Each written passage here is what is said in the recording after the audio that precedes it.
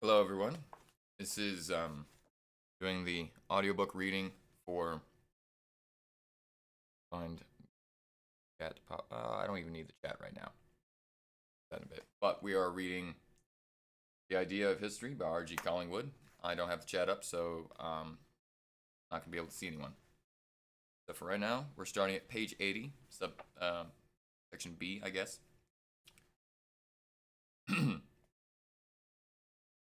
In B, in its forward-thinking aspect, where the Golden Age is conceived as lying in the near future, this movement may be represented by the by Condorcet,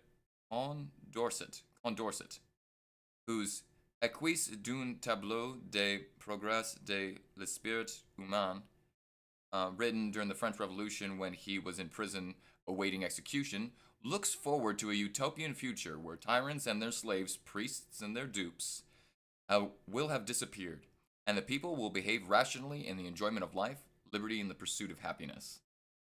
I'm going to bring the microphone a little bit closer.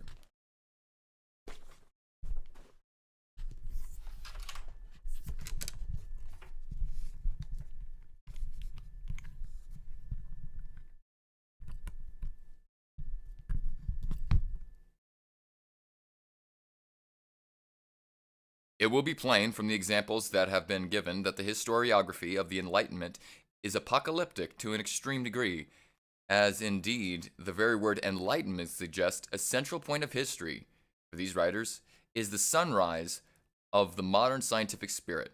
Before that, everything was superstition, darkness, error, and imposture.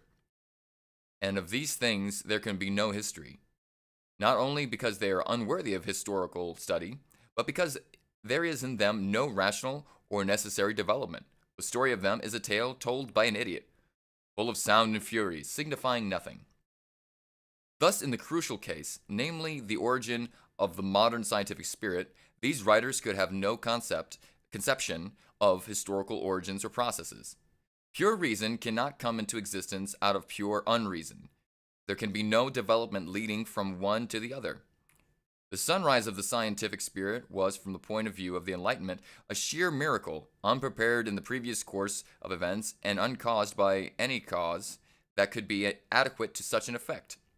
This inability to explain or expound historically what they regarded as the most important event in history was, of course, symptomatic. It meant that in a general way they had no satisfactory theory of historical causation, and could not seriously believe in the origins of or genesis of anything whatever. Consequently, throughout their historical work, their account of causes is superficial to absurdity. It was these historians, for example, who invented the grotesque idea that the Renaissance in Europe was due to the fall of Constantinople and the consequent expulsion of scholars in the search of new homes. And a typical expression of this attitude is the remark of Pascal that if Cleopatra's nose had been longer, the whole history of the world would have been different. Typical, that is, of a bankruptcy of historical method, which in despair of genuine explanation acquiesces in the most trivial causes for the vastest effects. Such inability to discover genuine historical cause is no doubt connected with the Humean theory of causation, according to which we can never perceive any connection between any two events. Perhaps the best short way of describing the historiography of the Enlightenment is to say that it took over the conception of historical research which had been devised by the church historians of the late 17th century and turned it against its authors, using it in a deliberately anti-clerical spirit instead of a deliberately clerical one. No attempt was made to lift history above the level of propaganda. On the contrary, that aspect of it was intensified, for the crusade in favor of reason was still a holy war. And Montesquieu hit the nail on the head when he remarked that in spirit Voltaire was a monastic historian writing for monks. At the time, the historians of this period did achieve a certain definite advances. Intolerant and unreasonable though they were fighting for tolerance. Unable though they were to appreciate the creative power of a popular spirit, They were writing from a point of view of the subject, not the government, and were therefore bringing into an altogether new prominence the history of the arts and sciences, industry, trade, and culture in general. Superficial though they were in their search for causes, they did at least search for them, and thus implicitly conceive history as, in spite of Hume, a process in which one event led necessarily to the next. There was thus a leaven at work in their own thought which was tending to disrupt their own dogmas and transcend their own limitations.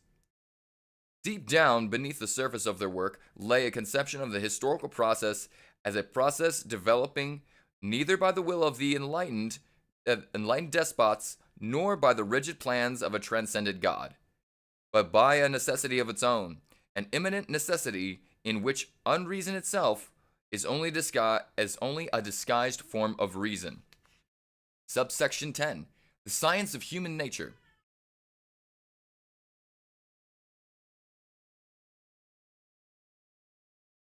In subsection 1 of this part, I pointed out that Hume's attack on the spiritual substance was the philosophical forerunner of scientific history, because it destroyed the last vestiges of the substantialism in Greco-Roman thought. And in subsection 8, I showed how Locke and his followers were reorientating philosophy in the direction of history. Although of this they were not fully conscious, what prevented 18th century history from becoming scientific by reaping the full fruits of the philosophical revolution was an unnoticed relic of substantialism implicit in the Enlightenment's quest for a science of human nature. Just as the ancient historians conceived the Roman character, for example, as a thing that had never really come into existence, but had always existed and had always been the same, so the 18th century historians who recognized that all true history is the history of mankind assumed that human nature had existed ever since the creation of the world exactly as it existed among themselves. Human nature was conceived substantialistically as something static and permanent, an unvarying substratum underlying the course of historical changes in all human activity. History never repeated itself, but human nature remained eternally unaltered. This assumption is present, as we have seen, in Montesquieu, but it lies in the back of all philosophical work of the 18th century, not to mention earlier periods. The Cartesian innate ideas are the ways of thinking which are natural to the human mind, such as everywhere and always. The Lockean human understanding is something assumed to be everywhere the same, though imperfectly developed in children, idiots, and savages. The Kantian mind, which as an institution is the source of space and time, as understanding the source of categories, and as reason the source of the ideas of God, freedom, and immortality, is purely human mind. But Kant unquestionably assumes it to be the only kind of human mind that exists or ever has existed. Even so, skeptical a thinker as Hume accepts this assumption. As I have already hinted, in the introduction to his treatise of human nature, he explains the project of his work by saying that all the sciences have a relation greater or less to human nature, and however wide of them may seem to run from it, they still return back by one passage or another. Even mathematics, natural philosophy, natural religion, i.e. the three Cartesian sciences, mathematics, physics, and metaphysics, are in some measure dependent on the science of man, since they lie under the cognizance of man and are judged by their powers and faculties. Consequently, the science of man, that is, the science which investigates the principles and operations of our reasoning faculty, our tastes and sentiments, and men as united in society, is the only solid foundation for all other sciences. In this, Hume never shows the slightest suspicion that the human nature he is analyzing in his philosophical work is the nature of a Western European in the early 18th century. and that the very same enterprise, if undertaken at a widely different time or place, might have yielded widely different results. He always assumes that our reasoning faculty, our tastes and sentiments, and so forth are something perfectly uniform and invariable, underlying and conditioning all historical changes. As I have already suggested, his attack on the idea of spiritual substance should, if successful, have demolished this conception of human nature as something solid and permanent and uniform. But it did nothing of the kind, because Hume substituted this idea of spiritual substance, the idea of constant tendencies to associate ideas in particular ways. And these laws of associations were just as uniform and unchanging as any substance. Hume's abolition of spiritual substance amounted to laying down the principle of that we must never separate what is a mind from what it does, and therefore a mind's nature is nothing but the ways in which it thinks and acts. The concept of mental substance was thus resolved into the concept of mental process, but this did not in itself necessitate an historical conception of mind, because all process is not historical process. A process is historical only when it creates its own laws. According to Hume's theory of mind, the laws of mental processes are ready-made and unchanging from their beginning. He does not think of a mind as learning to think and act in new ways as the process of its activity developed. He certainly thought that this new science of human nature, if successfully achieved, would lead further progress in the arts and sciences, but not altering human nature itself. That he never suggests to be possible, only by improving our understanding of it. Philosophically, this conception was self-contradictory. If that which we come to understand better is something other than ourselves, for example, the chemical properties of matter, our improved understanding of it in no way improves the thing itself. If, on the other hand, that which we understand is better, is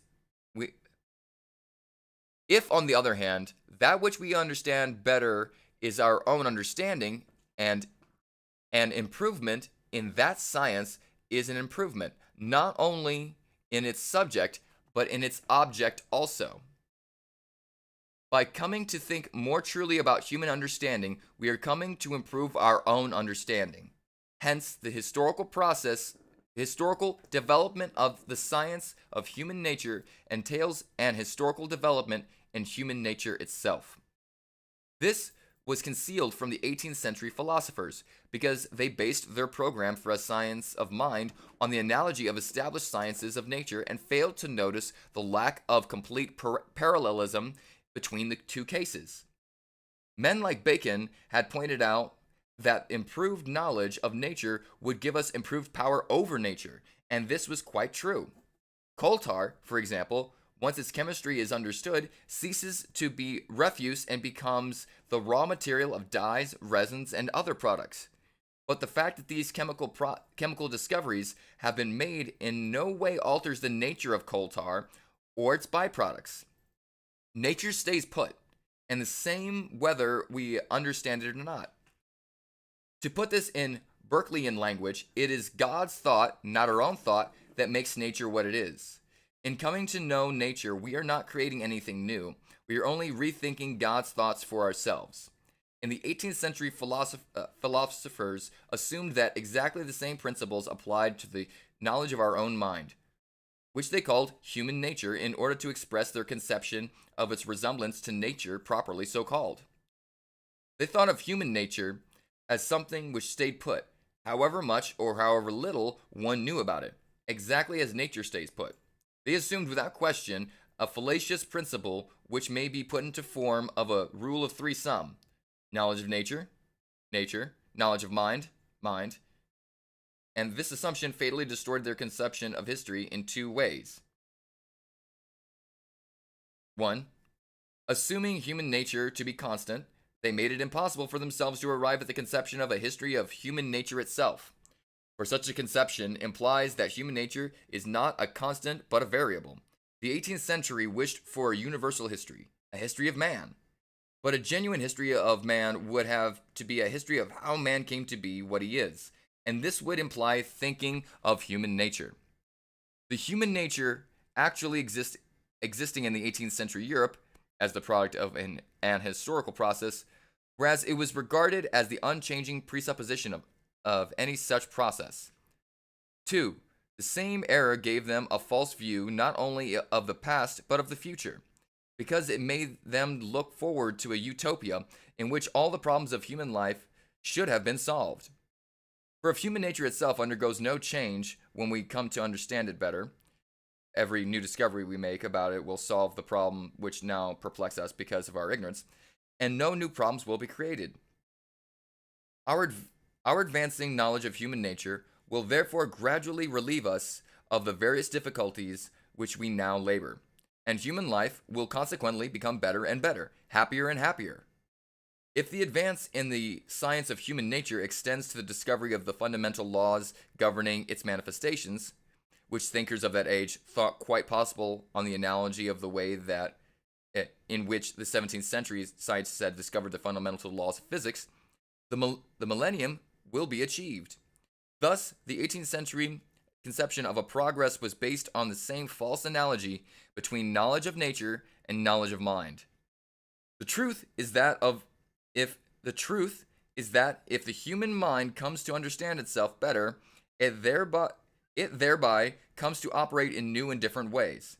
A race of men that has acquired this kind of self-knowledge at which the 18th century thinkers were aiming would act in ways not hitherto known, and these new ways of acting would give rise to new moral and social and political problems, and the millennium would be as far away as ever. Part 3. The Threshold of Scientific History.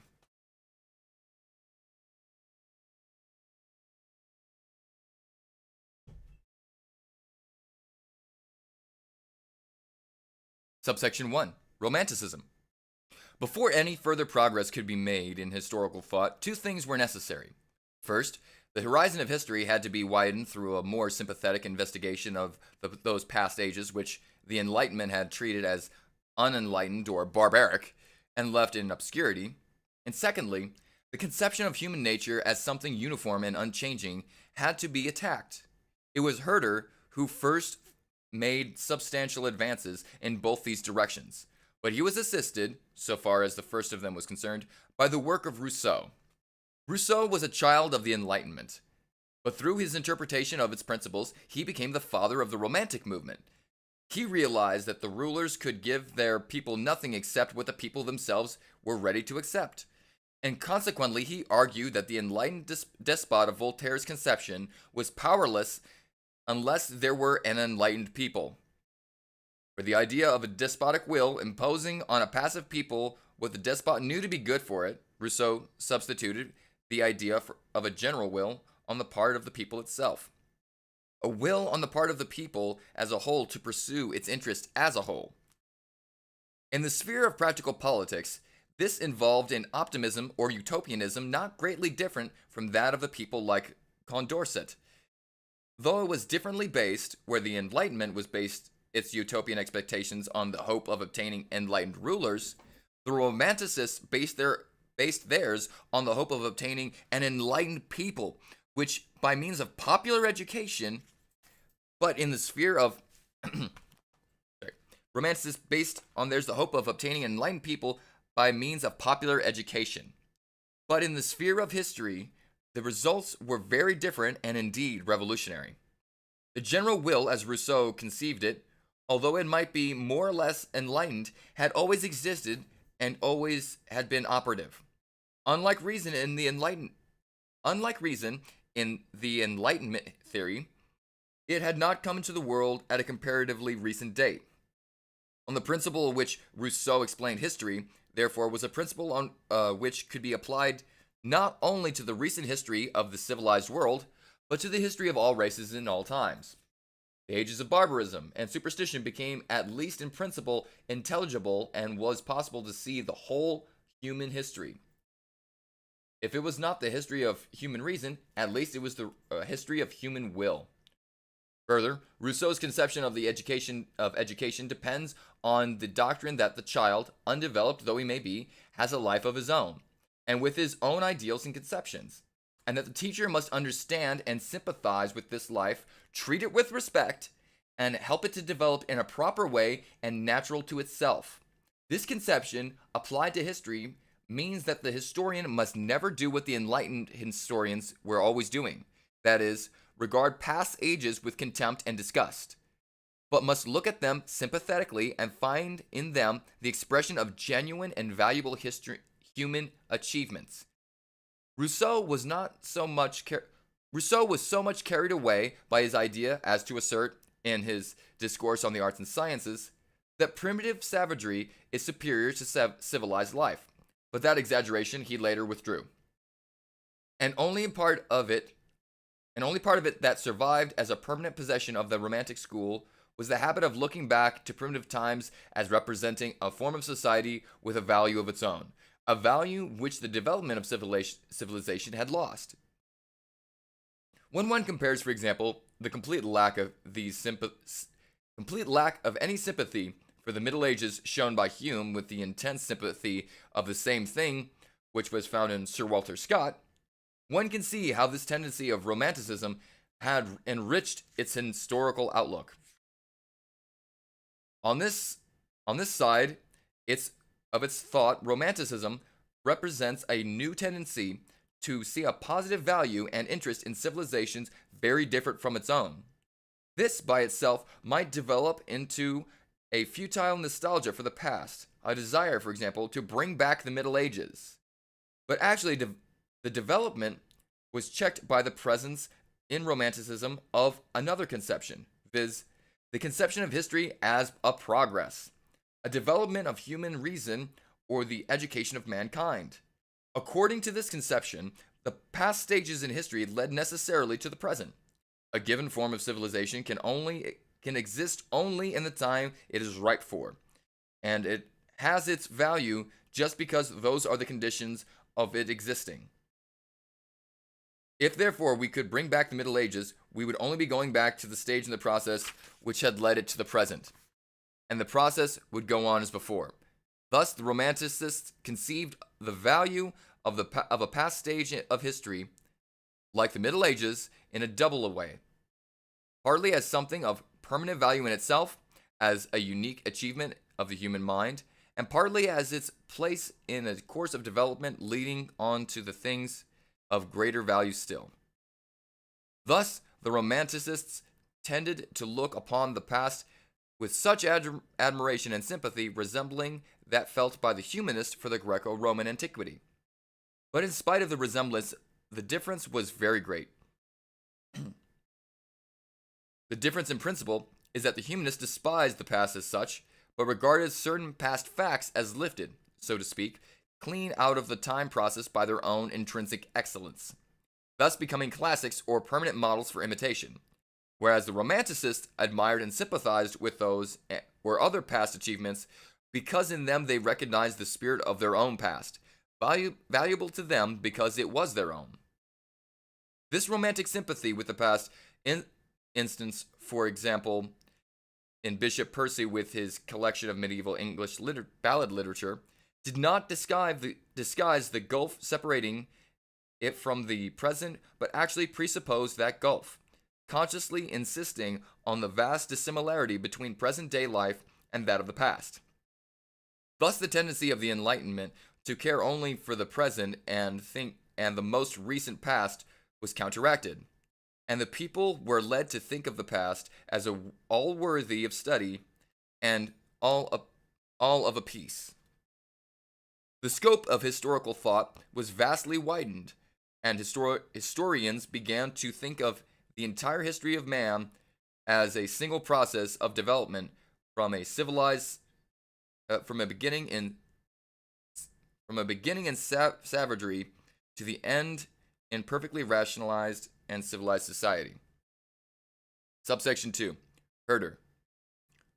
The first, and in some ways the most important expression of this new attitude to the past was Herder's Ideen der Philosophia der Menschen Menschenschleit. I don't know how to pronounce that word. Written in 4 volumes published between 1784 and 1791. Herder sees human life as closely related in its setting in the natural world. The general character of this world, as he conceived it, is that of an organism so designed to develop within itself higher organisms. The physical universe is a kind of matrix within which, at specifically favored region, which at this point of view may be regarded as its center, there crystallizes out of a peculiar structure the solar system. This again is a matrix within which its own special conditions give rise to the Earth, which is, so far as we know, peculiar among the planets in being a fit theater for life, and in that sense, as the seat of the next stage of an evolution, the center of the solar system. Within the material fabric of Earth, there arise special mineral formations, special geographical organisms, continents, and so forth. Life, in its primitive form, as vegetable life, is a further elaboration or crystallization of a highly complex kind. Animal life is a further specialization of vegetable life. Human life is a further specialization of animal.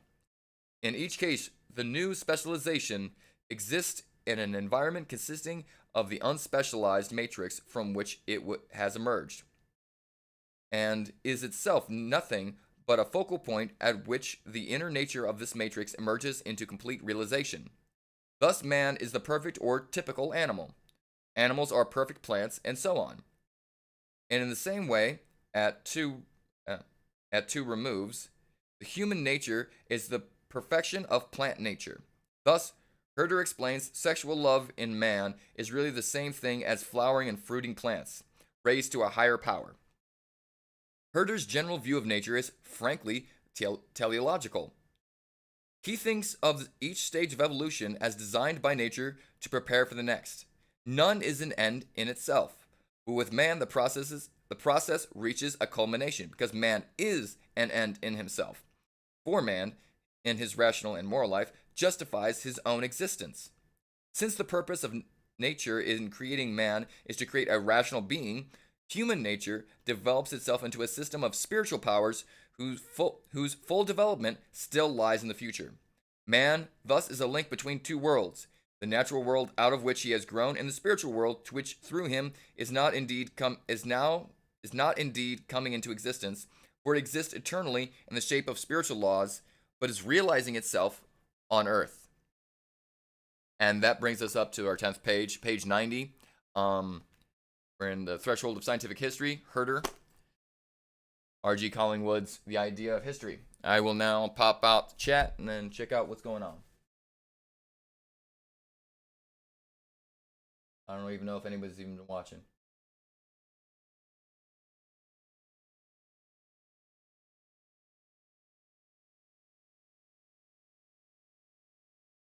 Aha. What up, everybody? Hope you enjoyed that. Any questions or any discussion, any ideas?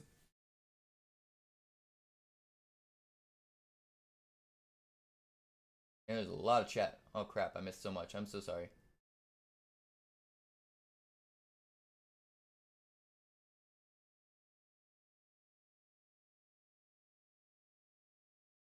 Nakash is pretty funny.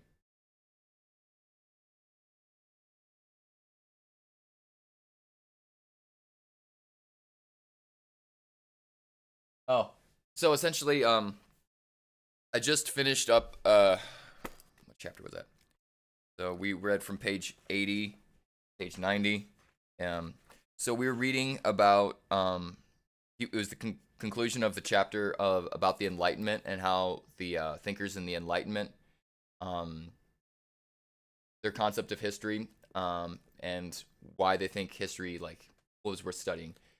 Towards the end of the chapter, he was talking about how a lot of the philosophers held previous, I guess you could say, epochs in history, previous periods in history in contempt because they thought of themselves as being the best because it was the Enlightenment. They thought of themselves like, we know better, we know everything, and those people back then were really stupid and superstitious.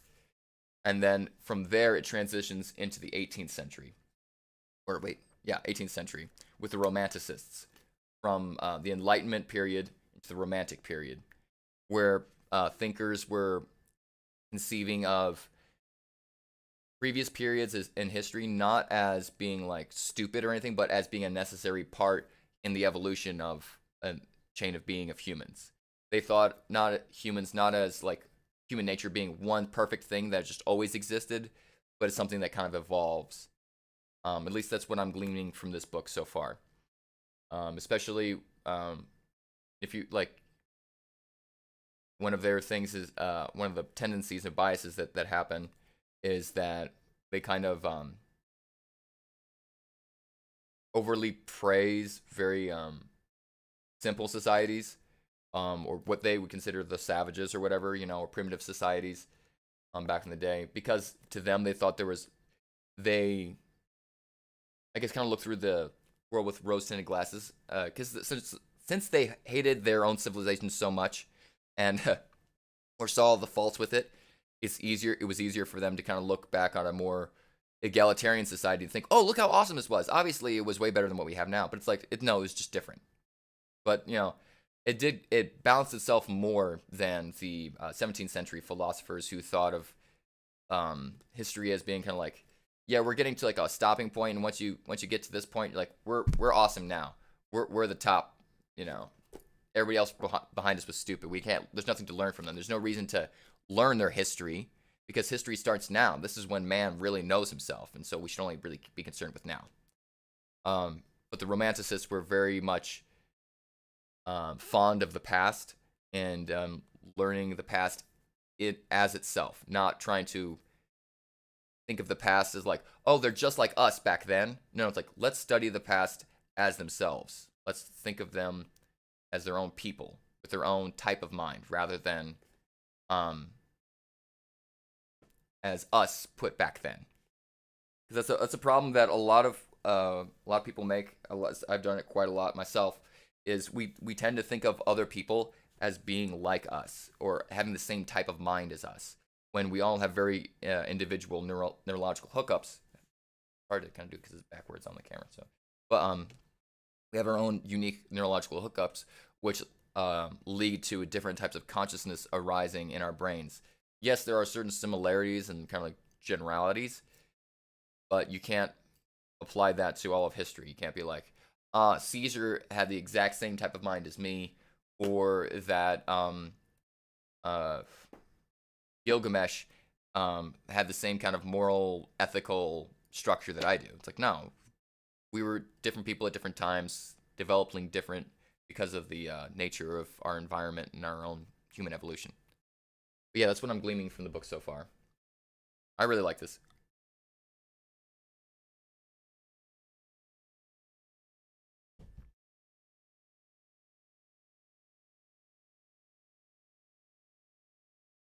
Well, see, that's the thing, though. I don't necessarily agree, Mister or Ozzy. I don't know if you're Mister or Miss. Sorry. It's my Midwest politeness coming through. The downfall of democracy. That's the downfall of democracy. With millions of different opinions making the decisions, it always bound to collapse into chaos. That's not necessarily true.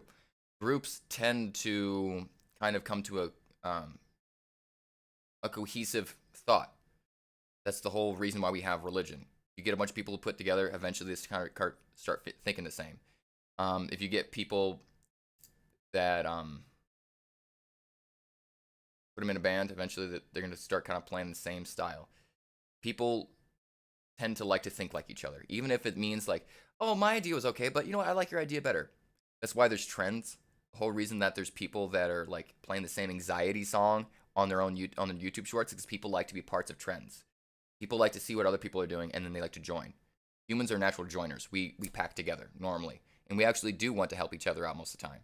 But there also is a small subsection of people that have a different neurological wiring that makes them psychopaths. They don't understand empathy, and they without other people kind of regulating them, they kind of fall into their worst impulses. And yeah, but I'm not saying that this obviously yes, Ozzy, this is definitely an argument. This is not truth. This is just my own understanding. That's why I like to discuss things on here because we can Neville Goddard's the oh yes, I've listened to some of Neville Goddard's stuff. I used to listen to some of the audiobooks. I need to put up an audiobook. Oh, thank you for reminding me. It has nothing to do with anything. But the channel now has, if at the bottom of my channel, there's a subsection that says philosophical sources.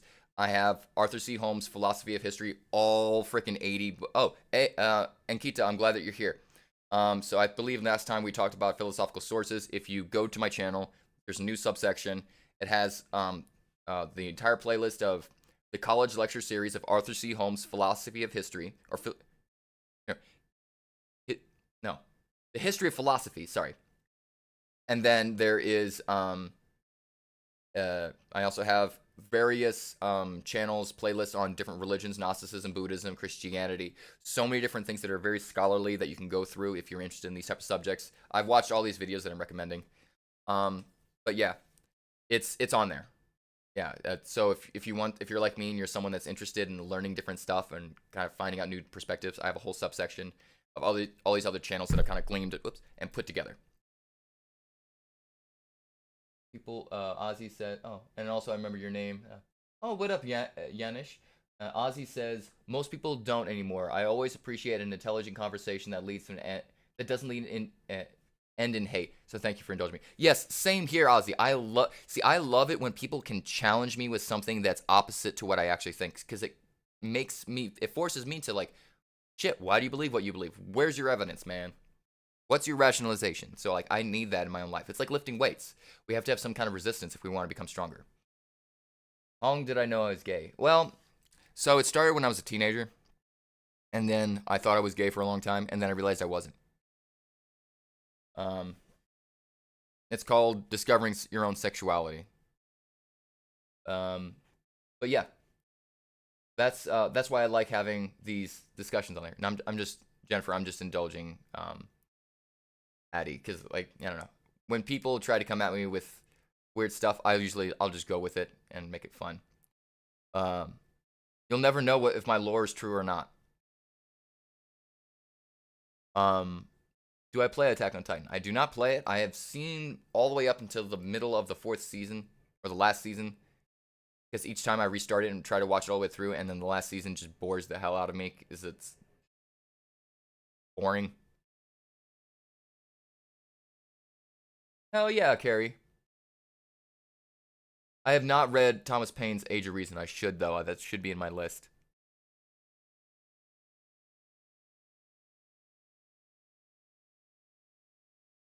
What else? Another book that I'm reading recently, I was reading a couple of nights ago, is Kant's Critique of Pure Reason. What page was I on? I was having not a hard time reading it, but like I was stopping every 10 seconds and being like, what do I think about that? Because like when he talks about, oh wait, that's the introduction. Let's get to chapter 1. I hate that when I buy used books and someone frickin' puts in dog ears in here and it. Oh man, you need to go to the grocery store then. Get you some food. Not supposed to eat too. Let me see, where's the part where he talks about. He was talking about a priori principles and how they're very similar to mathematics. But the thing is, the way he conceives of a lot of things is kind of what I call it is a consciousness without a body. It's like or a subject without a body, because you can't actually have. The way he conceives of pure reason is like, oh yes, we know things based on principles that we have that we can determine without experience, and like to a degree, yes, that works in mathematics. Wait. Ozzy said, "Here's a good one. A lot of people have talked about how close do you suppose." Oh no, we are way past George Orwell's 1984. We've been in that for years. We're closer to we're on our way to a brave new world at this point. And Keith says that inspired one of the greatest revolutionaries.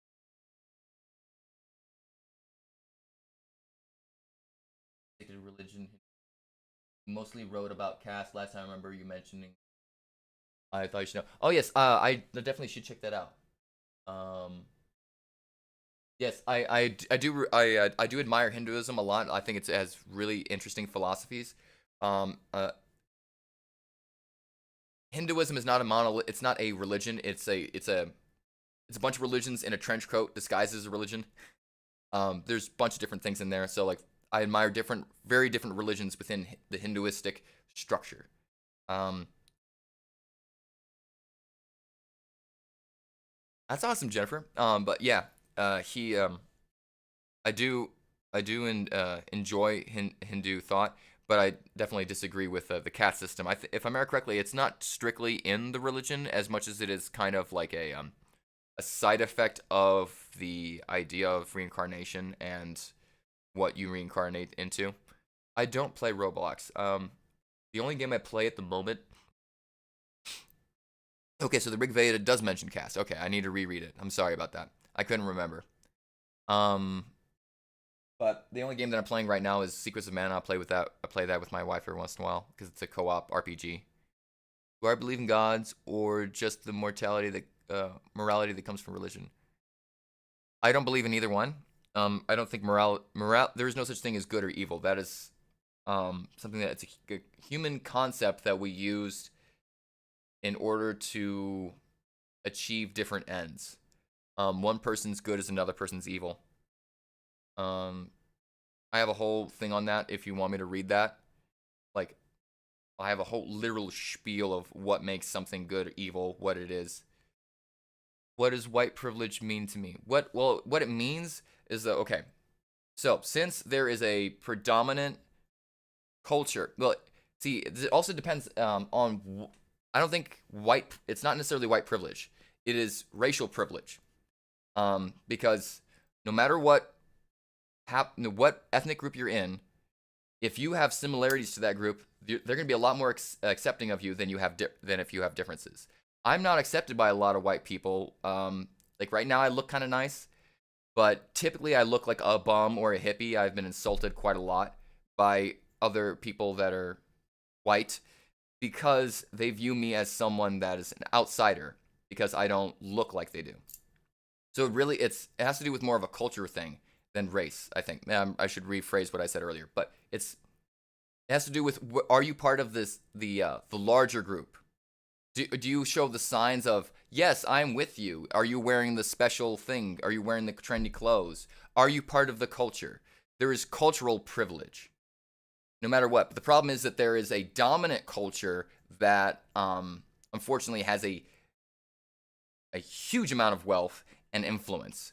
And that does, unfortunately, lead some people to be like, oh, because of this color of your skin, I think that you're in my group, therefore I'm more likely to hire you. But most of these processes are not conscious; they are unconscious ones, because humans like to, like when I see someone with a Tool shirt on, I mean, I'm like, oh man, you must be a cool guy, because you like the band Tool. I love Tool too.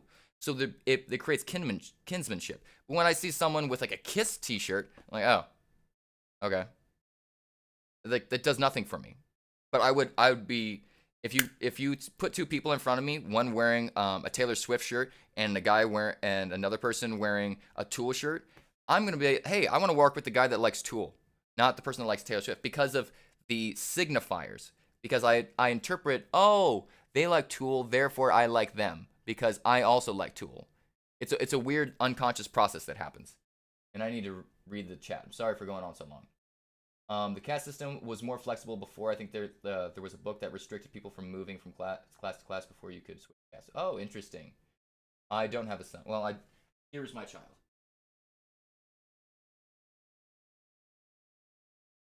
Hello to Shadow. And there she goes. Um, so the thing is, communism would mean that everyone was equal, whereas the caste system there's hierarchy, structural hierarchy. There were of Jennifer, they restricted moving job. Your father did, grandfather did. We all judge a book by its cover. Exactly, Ozzy. Very similar to kind of the Egyptian thing, Jennifer. When you say after they restricted movement from caste to caste, you'd be forced to work the job that your father or grandfather did. Remember correctly, you most of the time in ancient Egyptian society, you kind of just carried on. But also that's just normal. Kind of just learned what your parents did, and then you kind of did the same thing. Most people didn't have the opportunity to learn other new stuff. I'm sure you have many philosophers you like, but do you have any philosophy or philosophy that you read and immediately think it's loads of bullshit? Jordan Peterson is a fake philosopher. He is someone that crappily interprets Jung, and then is like, look how special I am. I have 12 rules for your life. I can't even follow my own, but I have 12 rules for your life. JP is an idiot. He's a wordy idiot. You'll be canceled for not choosing the Taylor Swift shirt. That's hilarious. Yeah, loads of there's Deepak Chopra is full of shit. He is a medical guy who talks about metaphysics and then tries to mismatch them with cherry-picked scientific results. He's an idiot. Alan Watts is okay. He's not the problem is in Western society he's kind of like the be all end all and studying Eastern thought. He's a great introduction. Read a little bit of him, move on. He was just another hippie guru. Move on, read the actual texts. I am doing well, Carrie. I hope you're having a wonderful day as well. Not many people could afford education back today, so it only makes sense that the thing to do is to specialize, would be passed down, not taught. Agreed. I haven't read Alain de Botton. Is that the Reggie Watts?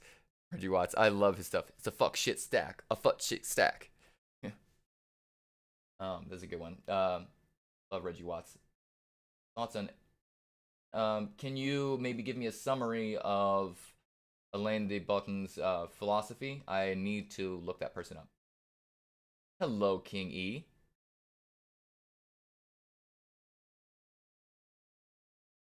But yeah, I need to check out more stuff. Hello, Trent. Hey, Trent, how you doing? Good to see you here. Hell yeah, thank you, brother.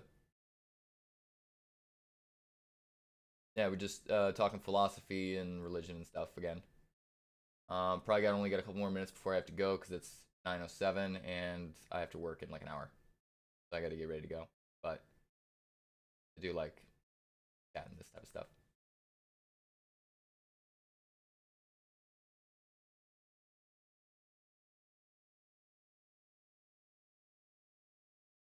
Oh, I appreciate you, Ozzy. Hey, your name is Ezekiel too? That is freaking awesome, King E. What up, Ezekiel? Oh, interesting, Jennifer. You can't hear? Oh, I'm sorry. Can you hear me now? My thing says that my microphone should be working, so I'm sorry about that.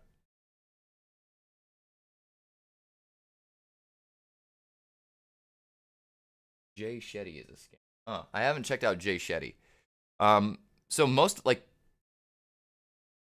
usually like when I hear bullshit, I immediately just kind of move on. So I kind of forget most of these people. Thank you for Elaine for subbing. Hello, Alyssa. There's lots of, well, I think the biggest problem now is not fake philosophers, but podcasters pretending to be extremely knowledgeable about stuff and then coming out with bad takes and then all of their followers being like, yes. Like Tom Bilyeu has some interesting stuff, but he has a lot of bad takes or a lot of very naive takes on AI. Yes, Ozzy. So your given name, you were raised in the Christian belief. If so, what made you venture into learning about other beliefs? So, my dad was a pastor, very much influenced by the early Christian structure of church. So we had kind of a house church growing up, essentially an early Christian cult. When I was about 5 years old, my father, someone gave him some tapes of Kent Hovind, who is a creationist, who debates evolutionists and things. He had this lies in the textbooks thing, where our textbooks are really woefully outdated. Who fucking knew that the education system was broken? But he uses that as a way to say, oh, you're teaching your kids against Christianity, and they're trying to drive them away from the faith. It was a weird Christian polemic thing where like he tried to debate actual scientists and then would lose, but somehow would be like, oh, look how right I am because they don't have the answers. But they're also like, dude, you don't realize how stupid your answer is too. So growing up, I watched lots of debates between creationists and evolutionists. When I was 8 years old for my birthday, my dad got me the debate series, which was 120 tapes, or 120 hours of debate between Kent Hovind and other evolutionists. And when I listened to their arguments going back and forth, I recognized that neither of them really knew, but at least the scientists that were atheists were more willing to accept their own ignorance and try to learn more. Whereas Kent Hovind based everything on the King James Bible, which he claimed was infallible. It's like, do you not know how fucking knowledge works? But anyways, from that, I realized that my dad was being duped by him and other people like him, and that I quickly, very, very quickly lost my faith in God from watching a lot of creationists talk to evolutionists. And as a child, my dad would go to the university near me, and since he didn't have a job, so he'd just bring me with him because like someone had to look after me. And I'd be sitting there and be like 10 years old debating college students about philosophy, creationism, evolution, and I got a wide perspective on other people's religion. Growing up, my dad, since he was a witnessing pastor, he would go to the university, talk to a lot of the exchange students. So lots of people from India, lots of people from China, a few people from Africa. There's just lots of, in St. Louis, there's a huge multicultural population. And so they come over every Friday night, and my dad would talk to them about religion and science and stuff. And then the ones that weren't talking to my dad, I would talk to them and ask them what research projects they were doing. So I learned a lot from people that were in their PhD programs, and they would tell me about different stuff, and then I would ask them questions. And from there, I realized that people had different perspectives, and a lot of people that came over to our house were either Buddhist, atheist, or Hindu. So I learned different people's perspectives, and I really enjoyed that. But that really gave me a respect for Hinduism itself, because it's like, oh, these people are really freaking smart. There must be something in this. So I researched it later on. But that's why I started getting into philosophy. Also, being homeschooled, I wasn't allowed to have friends. Really, I had like a couple friends that were Christians, or their parents were Christian, and that was about it. So I spent most of my time either playing video games, wandering the woods around my house, and just thinking about life and religion and God and art and all this stuff. And that's what made me just, I've been hyper fixated on it ever since I can remember. Since my parents talked so much about dying and death and hell and heaven and all that stuff, I've been obsessed with or fixated on the idea of eternal life. What is morality? What is mortality? Are we even here? Is this some sort of illusion of just material itself? Is there a free will? Are there souls? All those type of questions have been burning in me ever since I was a child, because no one knows, and I realized that religion didn't have the answers. So I looked to other religions, and I realized, oh, they don't have answers either. I realized no one had answers. And I started reading philosophy, and then realized they don't have answers either. Everybody just has more questions and different type of questions, and that's the whole point of talking to other people, to learn different questions. Anyways, I should go back to reading. No disrespect here, but you can differentiate. Can you differentiate cults from religions? I see a lure, the weakness. No, there is no difference between a cult and a religion. A cult is just a smaller one, just a smaller religion with just a smaller. Because it's the same type of structure. The cult structure, the social organization structure, is universal across all human. I think it's universal across all human organizational structures. You have your signifiers of difference, your football jersey, the cross you wear, the green Islamic flag. You have your signifiers of difference. You have your ritualistic behavior, your Sunday night football, Monday night football. Your you go to church on Sunday. The prayers 5 times a day. Your various religions have the different sacrifices and ritualistic behaviors, and then you have your community cohesion that comes out of that. That also creates these two, because you have people that have the, like, oh yeah, we're all wearing the same stuff, yeah, we're all part of the same thing, and then they're all doing the stuff at the same time. It creates that bond, which creates community cohesion and allows people to be like, ah, yes, we are a group, and because we are a group, we need to create signifiers of difference against other groups, and we need to have ritualistic behavior so we can have community cohesion. So it creates a loop. So all those things are, yeah, they're all the same. Agreed. I like that, the punitive view of leaving. Well, see, the thing is, it also depends on, because some cults, like the one I grew up in, year's fine. If you didn't want to be part of the church, you just go to a different church. Didn't really matter. But there is also even bigger religions that um the part about Islam that I don't really like is how they treat apostates in the Middle East, in certain countries. They're very mistreated because they just wanted to believe otherwise, or to leave the religion. So there's good things and bad things in all religions. I think religious philosophy is worth looking at. I don't think it's worth being part of religion for me. I don't need it. I need to go back up and read so much. Sorry to take up so much of your time. I'm sure a lot of people want to talk, but your point of view is amazing. I could talk to you for hours. Same here, Ozzy. I love talking. And Alcatraz, it's a simulation. Very, yeah. I have that is an idea I've been kicking around for a long time. I don't think Hinduism itself has anything to do with casteism, says Jennifer. I can't remember if that's true, and I need to look into that. Alcatraz, you are all bots.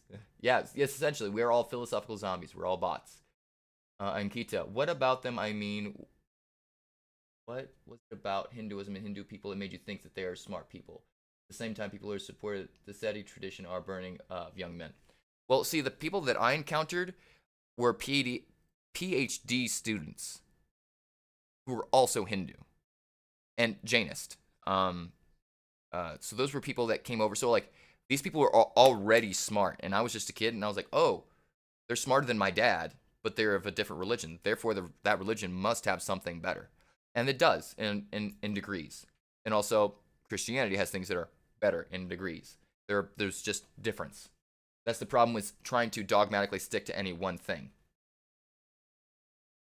And then Jennifer, watching all talk.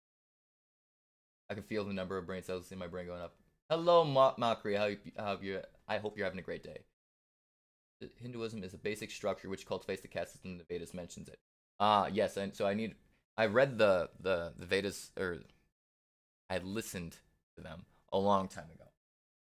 I have the Manly P. Hall's Light of the Vedas, but it's also a theosophical hint to it. So I don't. You pull the wool over your own eyes. Yes, correct. As Praise Bob, J.R. Bob Dobbs would say, you can learn how to pull the wool over your own eyes. Jennifer, but you weren't those rules restricting people written by ones in our class? Probably written by the Brahmin class. Nick, and my wife says you're smart, and I only know how to drink beer, and she says, at least she would talk to you because you like to talk. I do like to talk. What are we talking about? We're talking about religion, science, points of view, human nature. I just got finished reading R.G. Collingwood's The Idea of History a bit ago. Yeah, right now we're talking. Someone asked me why I am really into religion and why I like this stuff and why I have my perspective. I assume Yanish is putting something in Mandarin. I don't speak Mandarin all too well. I only know Ni hao ma, and that's about all I can remember from. Oh wait, what's Ezekiel? That's all I can remember from Duolingo. What up, Magic or Basil? How you doing? So many things veto, but currently, yes. We are obviously more civilized now, and all those inhumane practices have much been abolished. We'll see. That's yeah. I think we do a different type of harm now. It seems to me that we try to mitigate harm by taking it. We go from one extreme to another. So I do see there. The problem is, so I like to look at the caste system as being a great example of what Plato was talking about, where he tried to, in the Republic, where he says, like, here's an idea of how everything should be. And he kind of had a eugenics thing of, like, this people is like, you have this one substratum of people. These are all your intelligent people. They have intelligent kids and they train them. And then you have the people that do all the farming. And then you have the people that do all this. And you just kind of keep a very rigid structure. But obviously, humans are so individual that you can have two smart parents and their child is a dumbass that likes doing something completely different than the parents do. Or vice versa. You can have two dumb parents and the child be a genius. Because you were born into an environment does not necessarily dictate that you will become exactly like the conditions that you're born in, which is the fascinating thing about humans for me. Oh shit, you didn't get. So I was wondering where you were, Basil, because like I guess next time I'm just gonna maybe like I'll reply to a comment or something like that on one of your comments, so that way you can see when we're gonna start. She likes to listen, but I don't understand. Hey man, we don't. Even though I'm talking about this shit, I don't fully understand it. I just have big words that I speak, and I think I know what I'm talking about, but in reality, we're all just kind of blind people poking at an elephant, trying to figure out what's there. I do have a Discord. It's EYDS444. One of the last question that isn't the relevant touch. I find it hard to believe in God, but sometimes people are talking about God. They have an energy about them, and I know it sounds cheesy. Well, see, that's the thing. People, when you believe in a higher power or something other than yourself, it creates a space for you to give of yourself, to where you can be more than yourself. You don't have to just be this lowly human. You're a human that's also connected with the deity, and you share a special relationship with the universe. So it makes you kind of light up and realize, oh shit, man, life doesn't have to be so bad. At least it does for a lot of people I've noticed. Or they've had experiences that make them think of God. This stream started about an hour ago. They have a certain light about them because of their love for God and their recognition of God in others. They love you by proxy.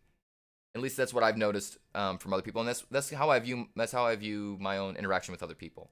I view God as being the sum total of all consciousness and all material things, all things encompassing, as a self-conscious thing that has fractalized down at different levels, that's interacting with itself and learning about itself. So I try to give other people grace, because it's like we're all part of the same like program that's seeing itself in itself. So we have to have empathy and compassion for each other. Akita says, it's nice that we discuss things better now, but I think the people who get affected by the marginalized population are the only one who can actually tell if things have changed for them or not. I totally understand what you mean by that. Yeah. Jennifer says, but that doesn't work out because humans don't fit into boxes like that. Yeah, agreed. Humans don't fit into boxes. It's the hard thing to talk about humans like that in generalities, because we speak in gists in order to get concepts across, but the world itself is made up of particulars. We speak in universals. Like if I say triangle to you, you think of a triangle, and it's still a triangle, but it's your own particular way a triangle looks in your head versus the triangle I'm thinking of in my head. But we still are both encountering a metaphysical triangle within the mind.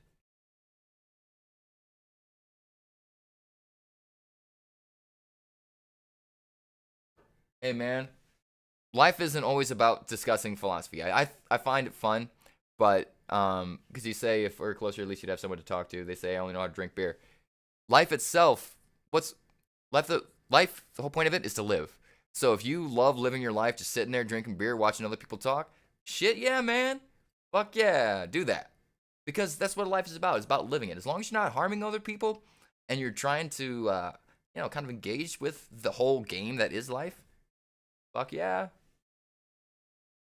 Jennifer says, it's very true that the majority of people have changed. At least that's what I'd like to think. Yes, it still may happen in very rural places, but I think we're constantly changing. I think it would behoove you, or you might like to check out Steven Pinker's stuff about progress. Do I read Rumi? I have to read Rumi. I need to read Rumi very soon. But I have so many books that I bought that I still need to finish. I have the stack next to me. He's in the list. He's in the list. He's coming, but I need to buy it. Do you have thoughts about the ad thing called ad inflation? I haven't encountered that. I'm gonna have to look into that. And same thing, Raichi. Raichi says I've had experience which make me trust God is real. I agree with that from my own definition of God.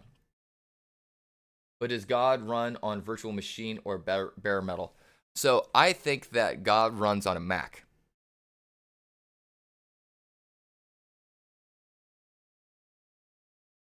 Am I talking about the Holy Trinity? Not specifically. If you want me to, I can. It just depends on what you mean by that. Where am I from? I'm from America. I'm from Earth. I'm from Earth. I encounter a lot of people, so I have no particular place. I was born out of time and out of space. Life is about finding your own happiness. Don't be anyone but yourself, and learn to accept yourself for who you are, and people with similar interests will be drawn to you. Agreed with Ozzy Kaler. That's exactly. Yeah, and I try to be understanding, Nick, because you know what, life is fun. Let's just hang out, bro. Oh man, that sucks, Yanis. What kind? I would say it's Intel inside to answer Alcatraz.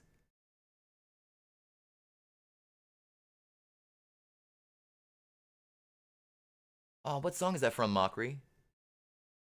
It's freaking hilarious, Magic. Basil, you're ahead of me.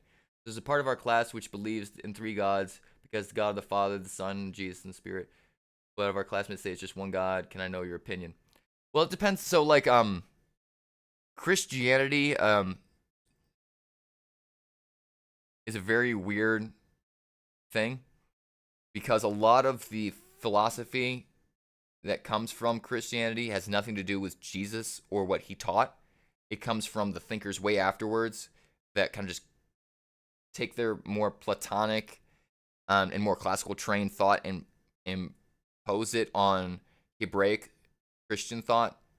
Um, so that's a huge problem because Jesus said the Father and I are one. He doesn't mention the Holy Ghost.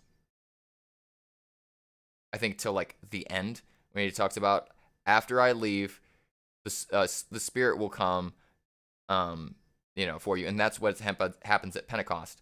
But the Trinity is more of implied than really, because then it says the Holy Ghost descended on him like a dove. Doesn't ever show a dove, and that's pretty much it. Like, I guess in reference, you could say it's the Shekinah glory of God, the female part of God that kind of like the in between of the primordial Yahweh between Yahweh and Jesus. I don't honestly. The Christian concept of a Trinity doesn't really make any sense to me. I prefer the Brahmanic Brahman, Vishnu, Shiva, where all are just one. They're all just Brahman.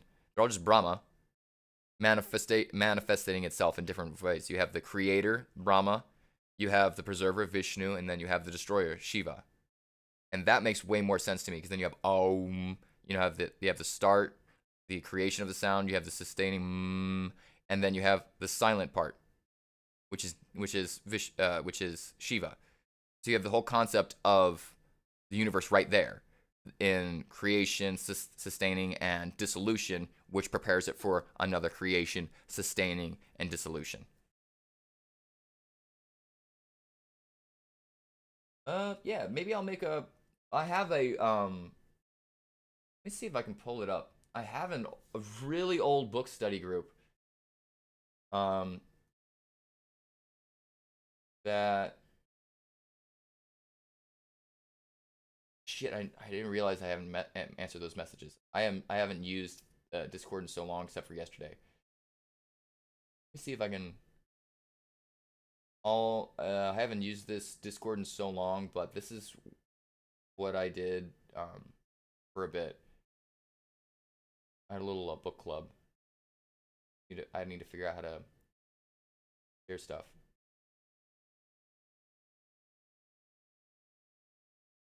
Anybody know how to share stuff, or share like a channel or a A Discord server. How do I share that stuff?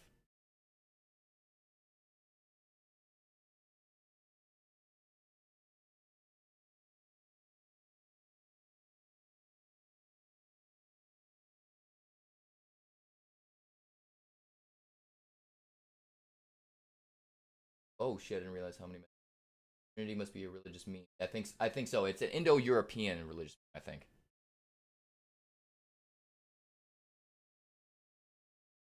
What up, sports fan?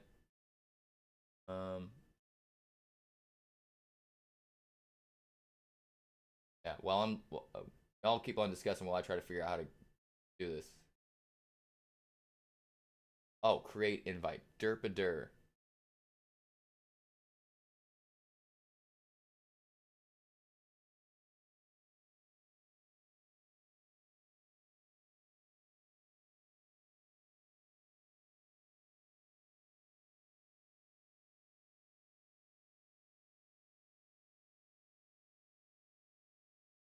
Who wants to join? Here we go.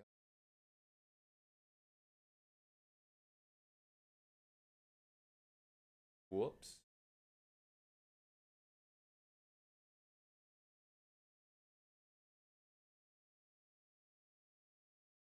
Here's the server. Hell, it says hidden. Use copy.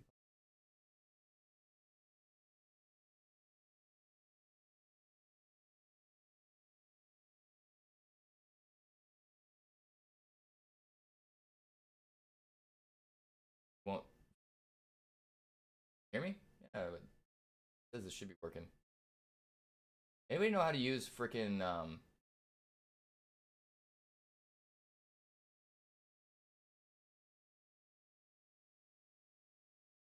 how to use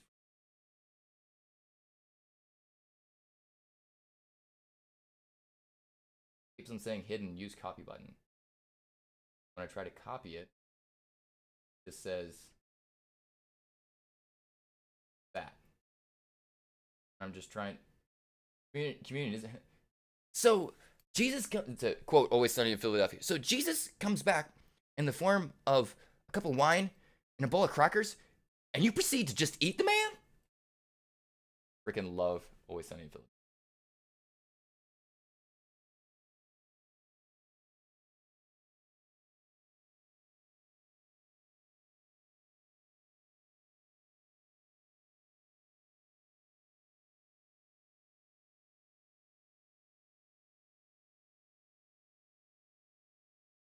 Does that work?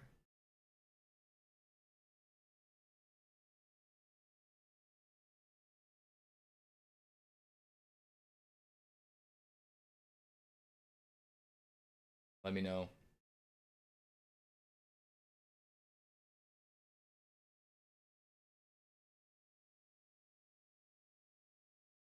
Got so many.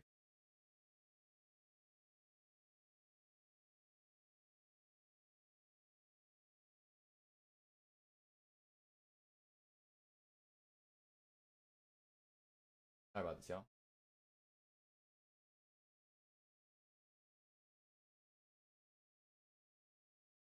Okay. I just need some confirmation if the link works. It did not work. Okay. It.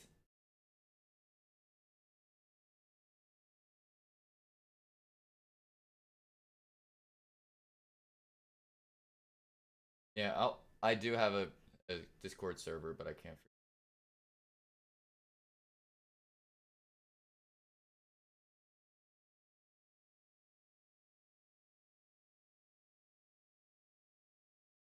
Anybody know else know how to? Well, so science or beliefs. I prefer science. I like discussing beliefs because it makes me understand the other person's psyche. But science is a lot more useful. When will the world end? In 3 years. Science is based on facts and religion on faith. Agreed. There are two different types of reasoning. One is rational and the other is irrational. I don't think that irrational reasoning is any less or any worse, but I do think it's different. Oh, my battery's gonna die.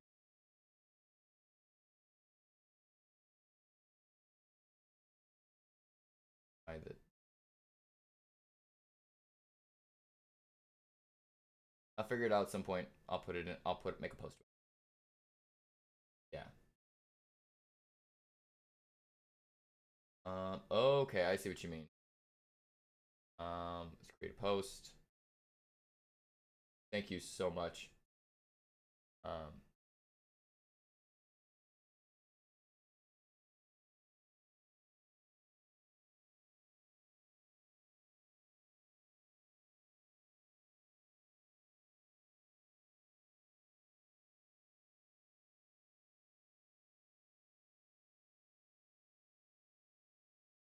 it still says hidden. Use copy button, and I tried to go from there. Send an invite.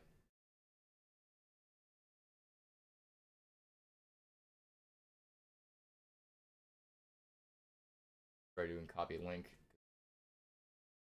Or we'll see if that works.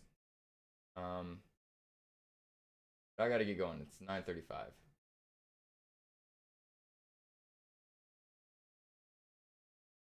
I just published the post.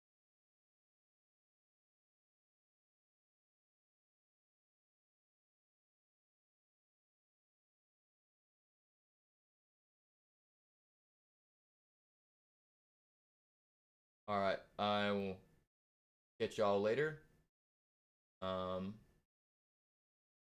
Yeah, I gotta get going to work, man. I tried out the post for making to get a link to the Discord server because it's the Self Educators Book Club. Um,